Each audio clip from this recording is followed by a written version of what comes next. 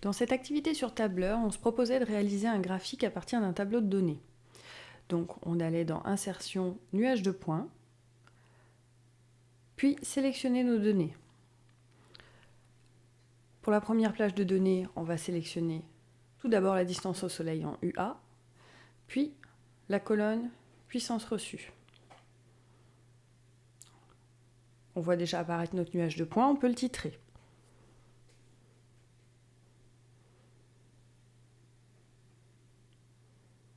Une fois qu'on a notre nuage de points, on va pouvoir l'améliorer, titrer nos axes. Donc on va dans l'outil graphique, on insère des titres d'axes, l'axe des abscisses, puis l'axe des ordonnées.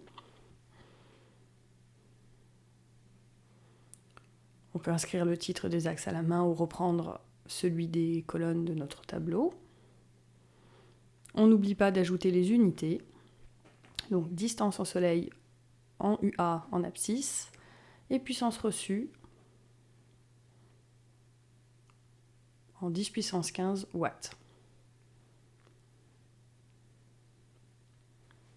Ensuite, on ne sait pas vraiment à quoi correspondent ces points, donc on décide d'ajouter des étiquettes à chaque point pour savoir à quelle planète cela correspond.